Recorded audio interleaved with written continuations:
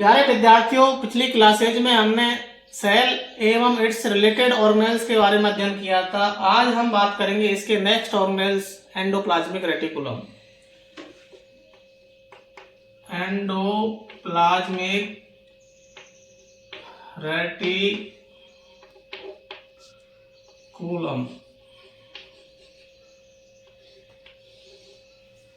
हम endoplasmic reticulum में किन किन शब्दों के बारे में जानेंगे। एक तो इसके इंट्रोडक्शन पढ़ेंगे,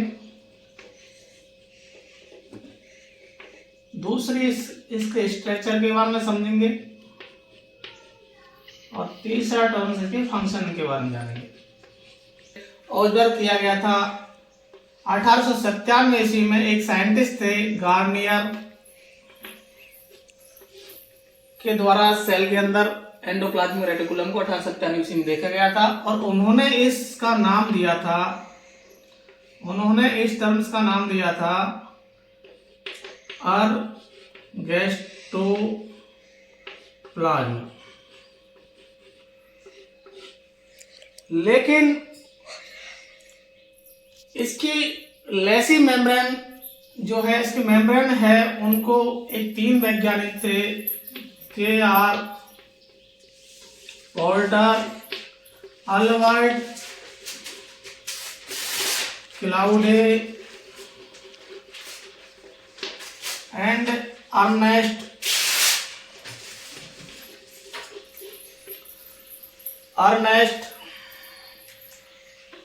एफ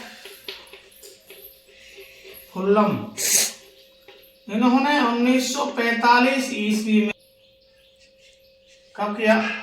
इनके द्वारा एंडोप्लाज्मिक रेटिकुलम टर्म्स है वो दिया गया था। किनको दिया गया? किनके द्वारा दिया गया था? 1945 इसमें K.R. Porter, Albert Claude and Ernest Fullam के द्वारा।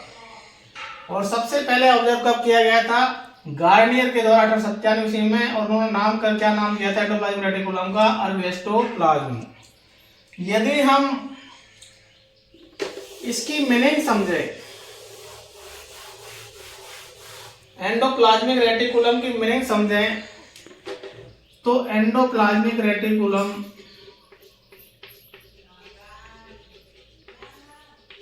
दो वर्ड हैं।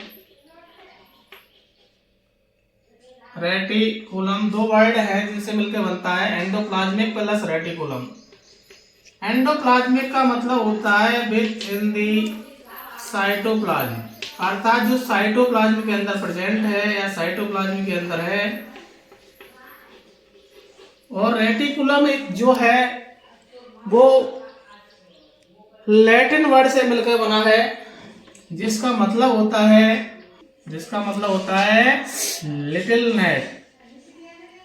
अर्थात यदि हम इसके आधार पर इसकी डेफिनेशन देखें तो endoplasmic reticulum is a complex network of membrane in the cytoplasm are called endoplasmic reticulum। ये इसकी डेफिनेशन है। यदि हम इसकी स्ट्रक्चर देखें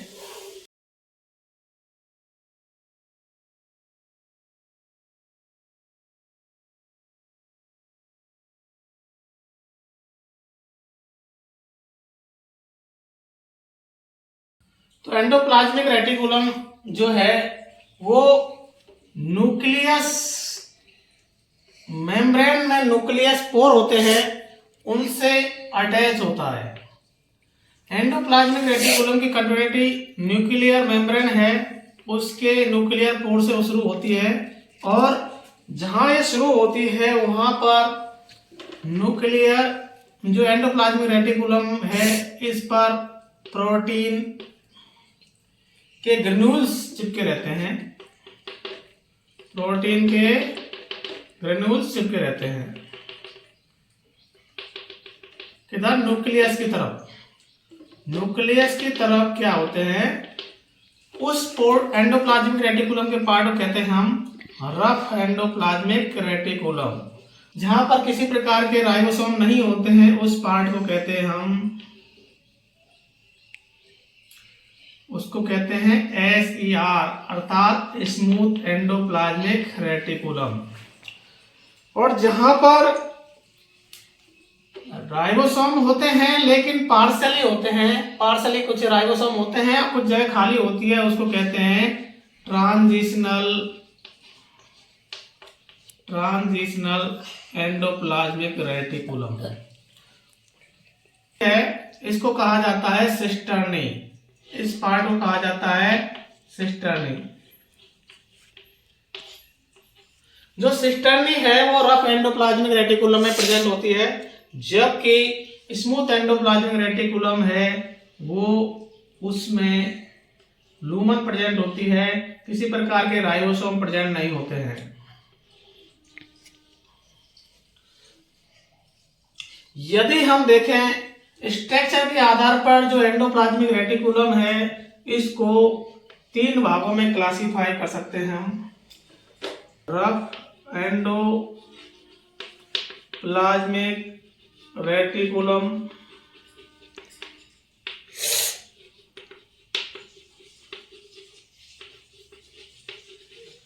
दूसरा है smooth endoplasmic reticulum,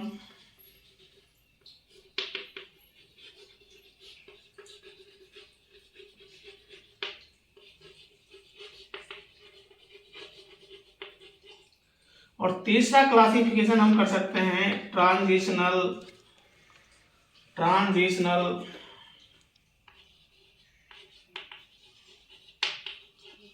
endoplasmic reticulum. यदि हम देखें रफ एंडोप्लाज्मिक रेटिकुलम, रफ का मतलब होता है खुरदराय, अर्थात जो रफ एंडोप्लाज्मिक रेटिकुलम है यह न्यूक्लियस की तरफ होती है, जबकि स्मूथ एंडोप्लाज्मिक रेटिकुलम है वो सेल मेम्ब्रेन की तरफ होती है। अर्थात न्यूक्लियस की तरफ जो एंडोप्लाज्मिक रेटिकुलम का भाग है वो क्या कहलाता है, रफ एंडोप्लाज्मिक रेटिकुलम कहलाता है। और इस पर क्या चिपके रहते हैं, ग्रेन्यूल चिपके रहते हैं राइबोसोम के, इसलिए इसको क्या कहा जाता है, रफ एंडोप्लाज्मिक रेटिकुलम कहा जाता है।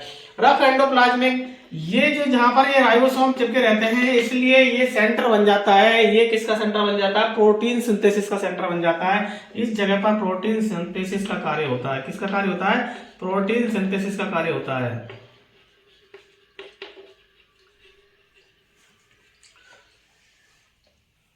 स्मूथ एंडोप्लाज्मिक रेटिकुलम पर किसी प्रकार के राइबोसोम प्रेजेंट नहीं होते हैं, इसलिए इसको क्या कहा जाता है, स्मूथ एंडोप्लाज्मिक रेटिकुलम कहा जाता है। फिर सिंथेसिस का कार्य करता है।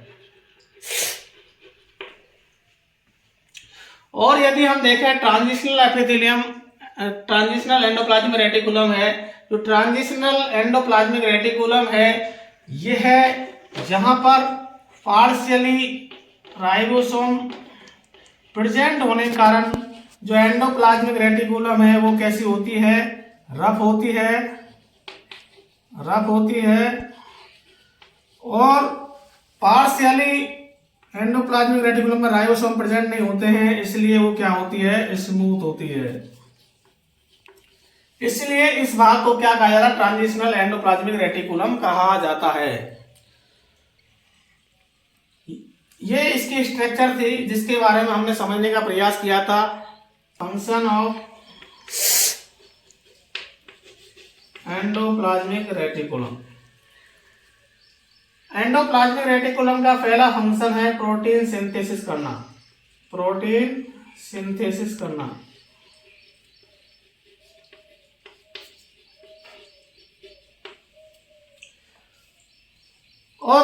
सिंथेसिस के जो कार्य होता है वो रफ एंडोप्लाज्मिक रेटिकुलम में होता है। और रफ एंडोप्लाज्मिक रेटिकुलम में एक फंक्शन और होता है, जो लाइसोसोम होता है उसके एंजाइम, हाइड्रोलाइटिक एंजाइम का फॉर्मेशन भी रफ एंडोप्लाज्मिक रेटिकुलम में होता है। तो 2 फंक्शन हो गए, function of endoplasmic reticulum protein synthesis का कार्य कर रही है और एंजाइम फॉर्मेशन का काम कर रही है, किसके लिए, फॉर लाइसोसोम के लिए। दूसरा जो फंक्शन होता है इसका एंडोप्लाज्मिक रेटिकुलम का वो होता है लिपिड सिंथेसिस। एक फंक्शन और होता है इसका, वो होता है स्टेरॉइड हार्मोन्स का प्रोडक्शन करने का कार्य भी होता है।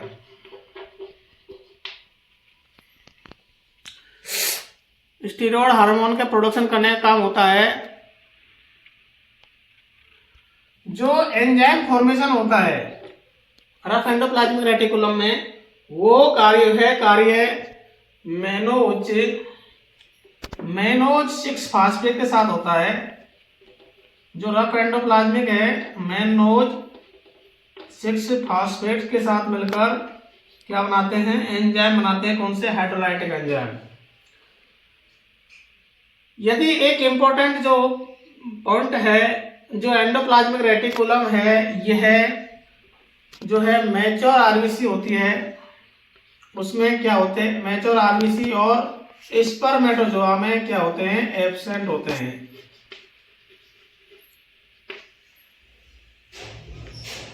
ये कुछ था, हमने आज पढ़ा है एंडोप्लाज्मिक रेटिकुलम के इंट्रोडक्शन पढ़ा है, इसके स्ट्रक्चर के बारे में अध्ययन किया है और इसके फंक्शन के बारे में अध्ययन किया है। प्यारे विद्यार्थियों, इसी वीडियो में हम एंडोप्लाज्मिक रेटिकुलम के साथ साथ एक नेक्स्ट सेल ऑर्गेनेल्स है उस पर पढ़ते हैं, जिसका नाम है सेंट्रोसोम। सेंट्रोसोम के बारे में हम क्या क्या जानेंगे इस वीडियो में? एक तो इंट्रोडक्शन देखेंगे इसका, इंट्रोडक्शन ऑफ सेंट्रोसोम। दूसरा देखेंगे स्ट्रक्चर ऑफ सेंट्रोसोम और तीसरा देखेंगे फंक्शन ऑफ सेंट्रोसोम। 3 विषयों पर बात करेंगे। यदि इंट्रोडक्शन देखते हैं हम सेंट्रोसोम का, तो सेंट्रोसोम सबसे पहले जो है 1875 ईस्वी में, अब 1875 ईस्वी में एक साइंटिस्ट थे वेल्थर फ्लेमिंग के द्वारा सेल में डिस्कवर किया गया था। सेंट्रोसोम को सबसे पहले 1875 ईस्वी में वेल्थर फ्लेमिंग के द्वारा डिस्कवर किया गया था। और जो ये टर्म्स है सेंट्रोसोम टर्म्स, इस टर्म्स को एक साइंटिस्ट हुए थियोडोर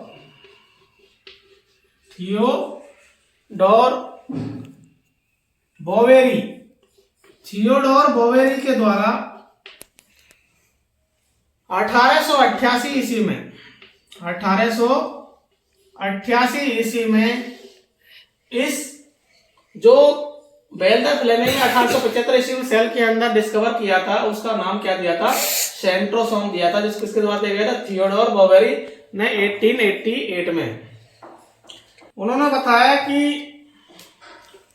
एक डबल बॉन्डेड सेंट्रोसोम के अंदर एक डबल बॉन्डेड ट्यूबनुमा संरचना प्रेजेंट होती है, जो आपस में इंटरकनेक्टेड होती हैं और जिनके चारों तरफ ग्रेन्यूल्स प्रेजेंट होते हैं। वो ग्रेन्यूल्स क्या होते हैं? प्रोटीन होते हैं। क्या होते हैं? प्रोटीन होते हैं। इस सभी को उन्होंने मिला के क्या कहा था? सेंट्रोसोम कहा था।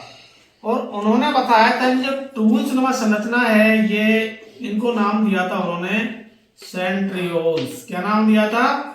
सेंट्रियोल्स। और जो ग्रेन्यूल्सनुमा संरचना है, इनको नाम दिया था उन्होंने प्रोटीन। क्या कहा था? प्रोटीन कहा था। या फिर उन्होंने एक नाम और दिया था इसका, पेरीसेंट्रियोलार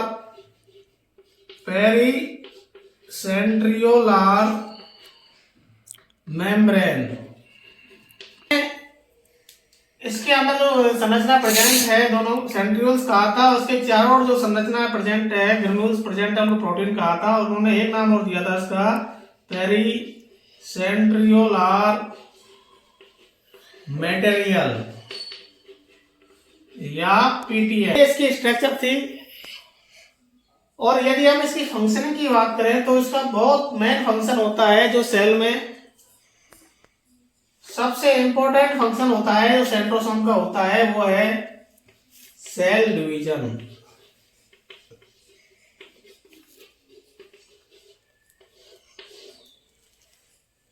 इस सेल डिवीजन के ही कारण जो हमारी सेल डैमेज होती है, वो पुनः रिकवर हो पाती है, क्योंकि सेल क्या है? डिवीजन करके नई सेल का पैटर्नल सेल से डॉटर सेल का फॉर्मेशन होता है। किसके द्वारा होता है?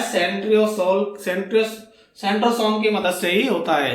इसके माध्यम से नई सेल की, न्यू जनरेशन सेल का फॉर्मेशन होता है। यदि सेंट्रोसोम नहीं होता है तो सेल का डिवीजन नहीं होता है। चूंकि हम सेल का डिवीजन नहीं होता है, इसलिए सेंट्रोसोम हमने देखा है कि नर्वस सिस्टम का जो न्यूरॉन है, नर्व सेल है, उनके अंदर सेंट्रोसोम प्रेजेंट नहीं होता है। इसलिए यदि वहां की किसी प्रकार नर्व सेल डैमेज होती है तो वह पुनः रीजनरेट नहीं हो पाती है, सेल पूरी तरह डैमेज हो जाती है और वह उसका कार्य क्या है, प्रभावित हो जाता है, उसका फंक्शन प्रभावित हो जाता है। इसलिए सबसे इंपॉर्टेंट जो सेल के अंदर सेल ऑर्गेनल्स है वो सेंट्रोसोम है। यह सेल डिवीजन में बहुत ही इंपॉर्टेंट भूमिका निभाता है अपना। आज के लिए इस वीडियो में इतना ही। उम्मीद करता हूं आपको यह मेरे सेल और सेल ऑर्गेनल से रिलेटेड सारे वीडियो समझ में आए होंगे। यदि आपको मेरे वीडियो समझने में आपको मदद मिल रही है तो मेरे वीडियो को लाइक करें, कमेंट करें, शेयर करें, ताकि और आपके सहयोगी सहपाठियों को इस मेरे वीडियो से हेल्प मिल सके, उनकी पढ़ाई आसान हो सके, ताकि उनको अनावश्यक खर्चों से बचा जा सके। आज के लिए इतना ही। धन्यवाद। जय हिंद, जय भारत। नमस्कार।